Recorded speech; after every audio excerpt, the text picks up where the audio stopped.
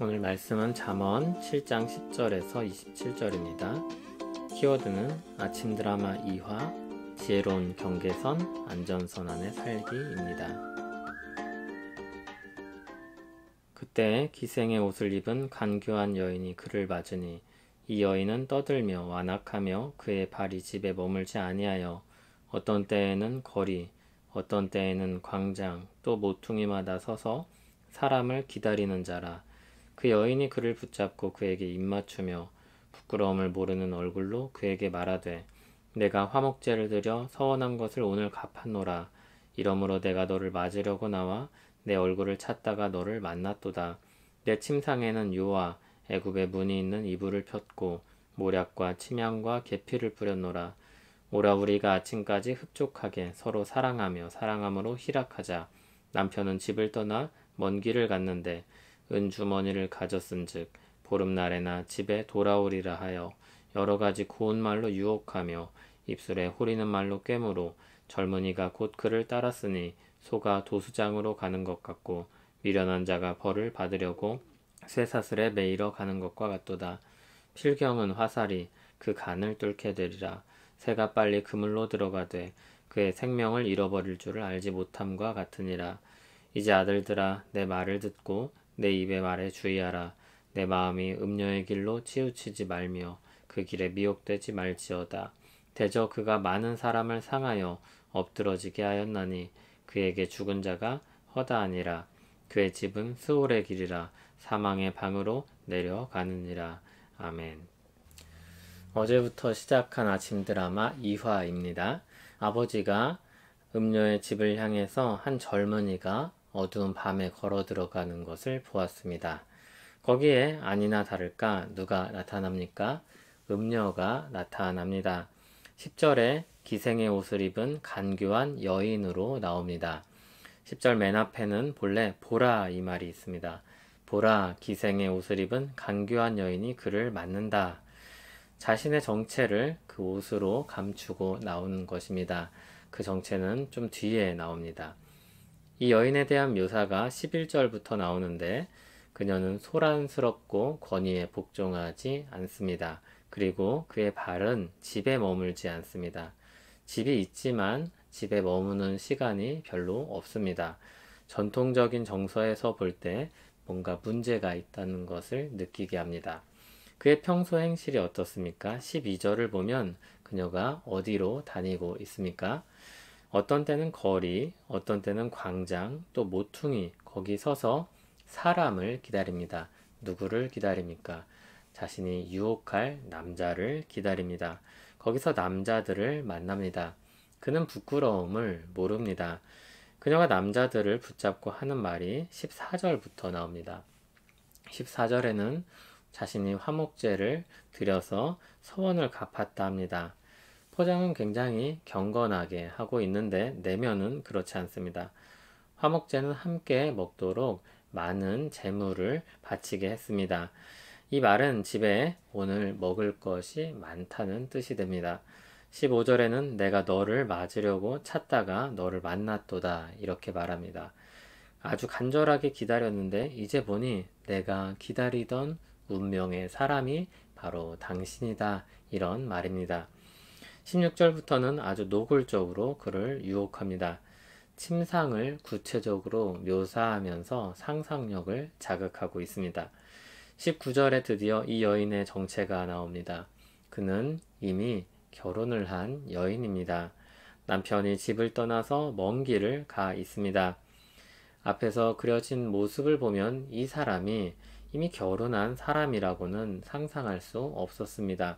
그녀는 계속해서 말을 합니다. 20절에 남편이 돈을 얼마 챙겨갔으니 보름은 걸린다고 말합니다.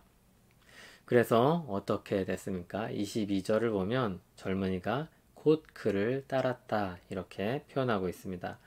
그런데 유혹에 빠진 젊은이가 따르는 이 모습을 지혜로운 눈으로 볼 때 어떻게 그려집니까?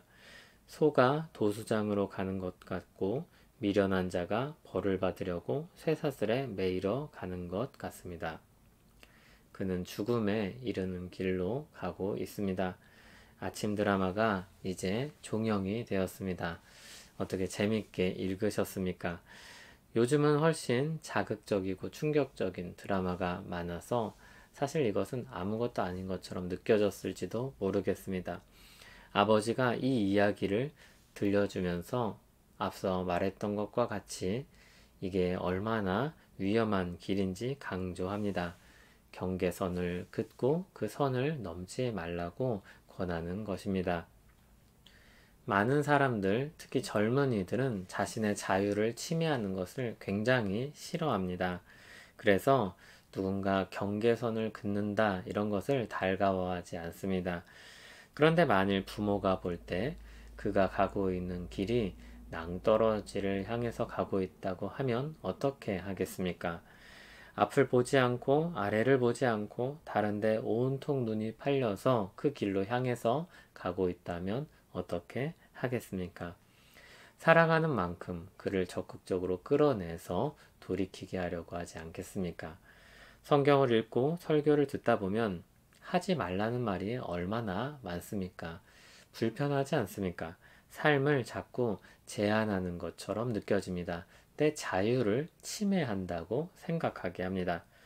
그런데 우리가 헬스장에 가면 트레이너가 이것도 하지 말라, 저것도 하지 말라 합니다. 내가 내 돈을 주고 갔는데 우리 삶에 엄청나게 간섭을 합니다. 불편합니다. 듣기가 싫습니다. 그러나 그렇다고 해서 내가 돈을 냈으니 내 맘대로 하겠다. 그렇게 주장하지 않습니다. 듣기 싫고 귀찮은데 사실 그것을 위해서 돈을 냈기 때문에 순응하려고 애를 씁니다. 하물며 성경의 가르침은 우리를 생명의 길로 인도하고 진정한 행복으로 데려가려고 하는데 얼마나 고마운 말씀입니까? 아버지의 심정으로 우리를 안전선 안에 지키려고 하는데 이것이 얼마나 선한 말씀입니까? 이 지혜의 말씀을 새기시기 바랍니다. 그런 경계선이 없다면 우리는 아주 자유롭게 다닐 것입니다. 죄악의 길도 어두운 길도 자유롭게 다닐 것입니다. 기록된 말씀은 우리에게 그 경계선을 배우게 합니다. 안전선 안에 살게 합니다. 그 선을 그으신 분은 하나님이십니다. 우리를 사랑하시는 하나님이십니다. 우리가 언제 선을 넘습니까? 우리 욕망이 절제하는 마음을 넘어설 때 선을 넘습니다. 또 언제 선을 넘습니까? 내 판단, 내 마음을 하나님의 판단과 마음보다 우선시할 때 우리가 경계선을 넘습니다. 이것을 성경에서는 교만이라고 말합니다. 고린도전서 4장 6절을 보면 이렇게 말씀합니다. 조금 맥락은 다르지만 이런 가르침을 주고 있습니다. 너희로 하여금 기록된 말씀 밖으로 넘어가지 말라 한 것을 우리에게 배워 서로 대적하여 교만한 마음을 가지지 말게 하려 함이라.